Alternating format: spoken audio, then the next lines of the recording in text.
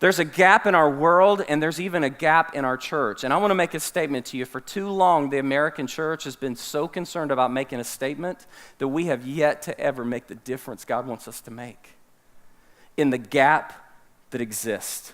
So I want to say a couple things to you today, and I want you to hear my heart. First of all, listen to this. There will always be a gap between the way things should be and the way things are in the church and in the world. Some of you go, oh, I put my church on a pedestal. I put my pastor on a pedestal. I put our staff on a pedestal. I want everything to be perfect. I want us to be the perfect church. We're not perfect. Why? Because the church is made up of goofy sinner people like me and you. The church is not perfect. But here's the truth. There will always be a gap that exists between the way things should be and the way things are. And here's the difficult thing about that. If we know the gap exists, then why don't we have God's mentality about that gap instead of a consumer mentality about that gap? Because here's what I'm saying today. There are some of you, you have been so badly hurt by the church. And I want to say something. That's correct, because the church is made up of sinners and people are going to do things and say things. But I want to say something. Some of you left a church and God wanted you to stay and fill the gap. You see, you don't have to go to college or have skill to find fault in the church. I mean, just show up on Monday. Come to one of our staff meetings. You'll go, oh, dear Jesus, please help our church.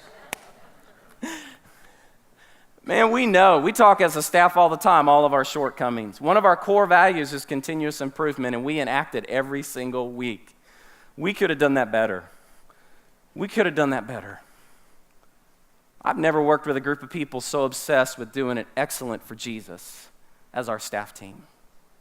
But I want to tell you something. You don't have to go to college, or you don't have to have great skill to find fault in the church of Jesus Christ. But I do want to make this statement. It's very profound. But if we're going to be like Jesus, we have to be willing to die to the gaps that exist in the church and in the world so that Jesus can come fill those gaps and change people's lives. So when you hear that, you go, okay, I know there's a gap. I know it exists. I know there's a breach. But I want to criticize that breach. In fact, I want to say this. Some churches, the only mission they have is to criticize the breach in the church. And that's why they compare and criticize other churches. So I want to make a statement to you today. I am never going to compare and criticize our church to another church. That is not who Jesus is, and that's not who we are. And sometimes people come to me and say, hey, did you hear what so-and-so church is doing? Hey, listen, I don't care. God has called us to go fix the gap and fill the gap that exists in the church and in the world. And I don't have to compare myself to somebody else. In fact, I want to say the most unjoyful person in the church today is the person that lives in comparisons. And then sometimes churches say, well, I don't even think a gap exists. You know, Shawn, we do everything right. We're just perfect. Listen, that's like a really good Mexican food restaurant. It might taste good, and it might look good on the outside, but you don't want to go in the kitchen.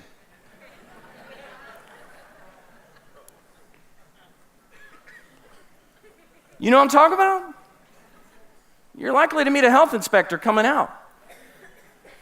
Listen, guys, the church is not perfect. Beware of a church that claims to be perfect and a church that can meet all your needs. Because Jesus didn't come to meet all my needs. Jesus came to change the world and to fill the gap that exists between God and man.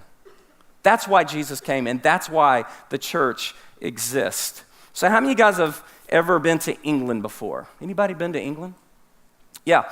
When you go to England, you get on the subways. And as you're getting on the subway, you see this slogan and this sign that they say about 10 trillion times. What does it say? Mind the gap.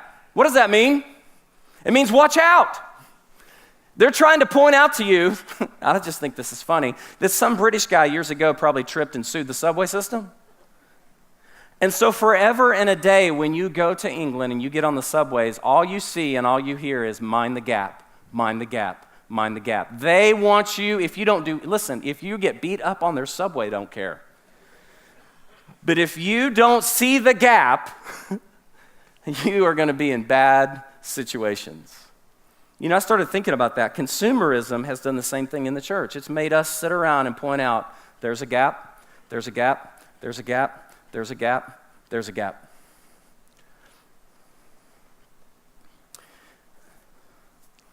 God doesn't call us to criticize the gap. He calls us here to repair it. Do you want to make a difference, or do you just want to make a statement?